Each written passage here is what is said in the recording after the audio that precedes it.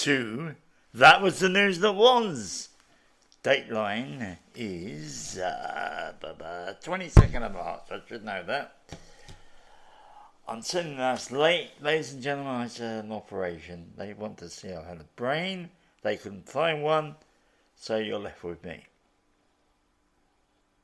What an interesting week. And this week's all going to be about Torys.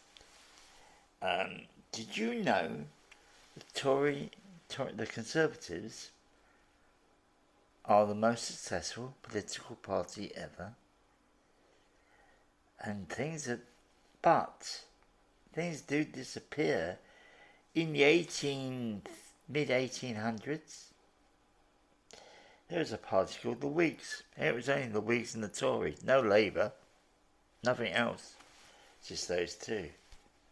Where are the Whigs now? They've disappeared. Well, some people say they're revamped liberals, but no. They have disappeared. There are no Whigs. And there are loads of little things going on at the Conservative Party at the moment. They could get the lowest seats ever. Will they disappear? As we know, Lee Anderson defected to the Reform Party. And there are rumours that a few other people want to go there as well. And I mentioned it before. Quite a few Conservatives are now fighting for safe seats. There are some seats, blind. I have somebody I know. Whoever happens, they'll vote Conservative. Even if they're going to press a bomb. This person actually phoned me the other day and said to me, the Mayor of London is closing the tax offices. I was very polite. I said, that's bollocks. Because, number one, the Mayor has nothing to do with the tax office. And then I looked into it. It wasn't they were closing the tax office. It's they're closing their phone lines down. Disaster for some people who haven't got an accountant. But it's a way of saving money, isn't it? Thus, how else can the Conservative Party afford to pay? And it's the Conservative Party. Because they believe that people go to bribery. Example, this week it was announced inflation went down to 4.3%. It's saying in October will be down to 2%. And that's when I believe the elections will be, around October. Because they're going to say, look what we've done, we've saved you money. Well, the Institute of Fiscal Studies have said that at the moment, although in clear it seems like we save money, most people's tax bills have gone up. One fellow I saw on YouTube who has a business, he's a sole trader, he reckons his tax bill is now 48%. And he's not making a tremendous profit. But imagine that, 48%. But of course they don't say that, plus they don't mention another prediction. It's been predicted about this 2%. Is in 2028 inflation is going to go up again. But that's what happens. It doesn't stay stable. Oh yes, we're always going to keep it at 2%. If they did that, there'd be a miracle. And once again, I say to you, are you going to vote because all these nice monies they're giving away? As a pensioner, I'm still in the triple lock. It's even said both Labour and Conservatives are going to offer the same thing so you get the pensioners' votes. Well, I know one thing, the Conservatives aren't getting mine. I don't know who I'm going to vote for, honestly. It probably will be Labour, but I don't know, maybe the Raving Loony Party if they came back. What a week for the news. Monday, Rwanda came up again. So happens the House of Lords have put down 10 amendments to the bill. This is what happens. A bill is read in the House. It's then sent up to the House of Lords. They look at it, and either they make amendments, they don't. I know there's a lot of discussion about this bill in the House of Lords. So they sent 10 amendments. And it was said afterwards by somebody, none of these amendments would have affected the flights not going. They were still going ahead. They've all been thrown out, all 10. As we don't know what they are, we cannot make a judgment on this matter. They might be logical to be thrown out.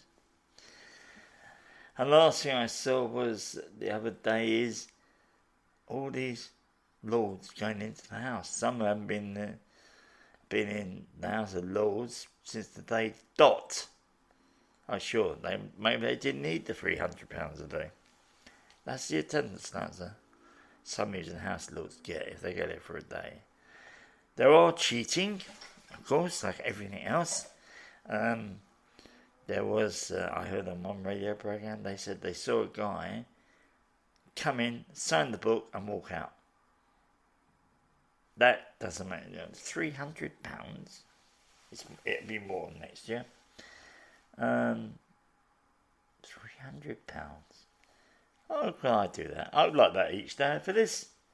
Oh yeah, I'd be survived. I'm going to be at some stage setting up either a Patreon or I'd do both. Patreon and GoFundMe. Yeah, maybe I should ask for £300 a day. No. But as I said before, these guys are coming in from all tops. They've got to vote for the Rwanda bill. One of the most stupid bills ever. I'm against the deportation to Rwanda of refugees. I can't believe there's a bill that's going through saying it's going to make it safe. It's like I said to you now, don't worry, you walk out any time of day or night, you're going to be safe. Nothing's going to happen to you. How can we guarantee it? I'll show you a story.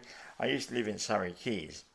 I was part of Cardboard Citizens at that time. I used to walk from Aldgate to Surrey Keys. That meant crossing Tower Bridge, then going along, and there's a shortcut.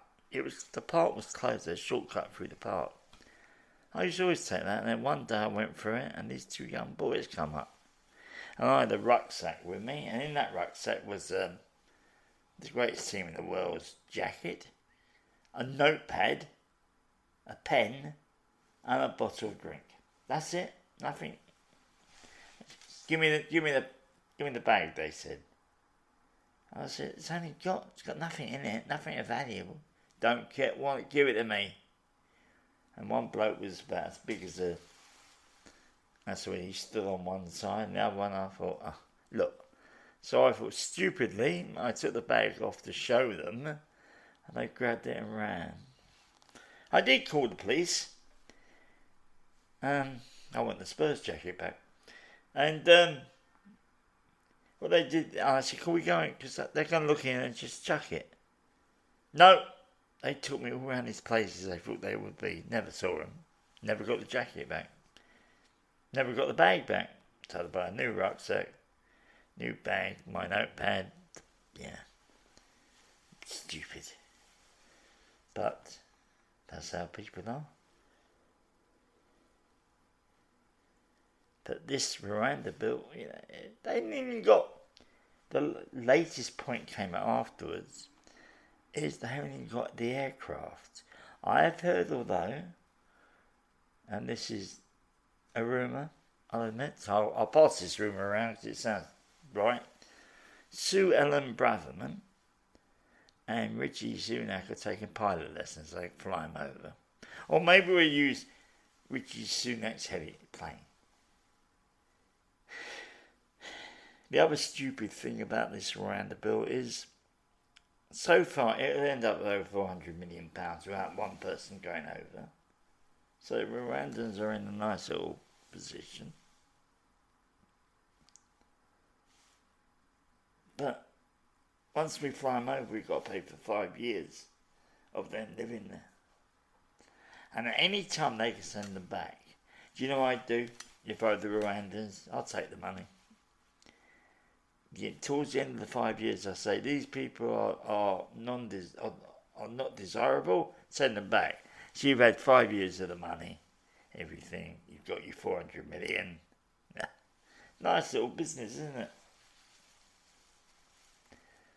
But they are focused on this, the government. They are so focused on it, they can't see anything else. I reckon that'll be one of their manifestos, as we do know. Mr. Sunak, I'm repeating something I've said before. Mr. Sunak said, we're doing what the voice of the people want. Well, funny enough, in 2019's manifesto, they said nothing about migrants. They said we accept them. They did say they were going to rough sleeping by 2025. That won't happen. But yeah. So once again, I'm not sure. I think the far right have something to do with this. So we have to see about that. I know there are now rumours around that more letters are going to the 1922 committee to oust Sunak. Well, there's an aside to that. Who are they going to replace them? Well, it's supposed to be Penny Mordant, who's the leader of the House. And I at one time felt she was the third in the voting when they went for the leadership thing. I thought she might be good. But then she came to the Tory conference and her speech was, we're going to fight. We're going to fight. And that's what she said. Not who they're going to fight, what they're going to fight, anything. And I called her then the cheerleader girl. There'll be other people when I get on. The only person logical might be Hunt.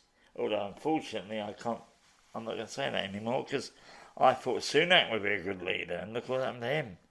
He's a coward. He never answers questions, but what political leader does?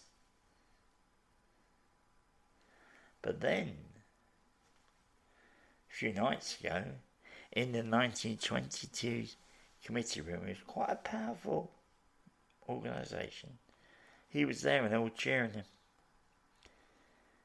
I think for them to change the leadership at this time before the general election will be the biggest disaster. It made them more idiotic than they are. There isn't much to talk about this week. I'm going to say that. There is this worry, of course, that what will happen. But that's it, really. Now, I'll talk about something interesting. My podcast. Quite pleased, actually. I just realised the other day I've been going for 5 months. Had a guest every month, every Monday. Some of them are returns, yes. But still. And most podcasts don't last beyond 7 weeks. And I hope the subjects I'm bringing up are interesting. I'm meeting with somebody later on, 2 people actually, talk about the run away from the care system. It's all as an aside to the interview I had with Phil Gary. And we're talking about 18 plus. What about 17 minus? There is a few people. I know these 2 people both ran away from care. And like Anthony, who was chucked out by his mum. What is wrong with this society? I don't know. Got other people. I had a meeting yesterday with a nice young lady who's going to talk, and she's interested in why isn't there enough money for certain things. Normal thing. So that's it. And also another thing, I'll mention it now. I will be putting it out to my mailing list and putting it around.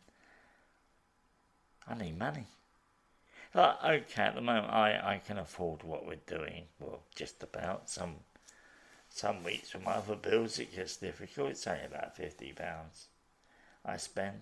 But I want to do more with this podcast. My dream is this. I would like to travel the country and talk to people. There is one or two caveats to this, which is personally because of my age. I'm now 69. My mobility isn't that good. I don't drive. So that would mean train. I can't go to a B&B because I have difficulty with stairs. And of course I need food. So hopefully I'll be setting up what they call a Patreon thing, which you become a member of. And when I start it, I'll announce it even more and I'll write it in.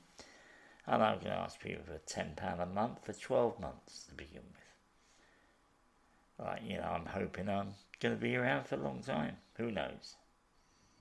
But also I set up a GoFundMe site. And I imagine, because also I'd like to earn a little bit of money.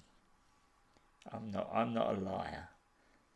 And I'm not sort of fortunate. Maybe a £300 a month would do me. And the rest of it would go in. But whatever happens, the majority I have to go into the podcast. If I get my vision.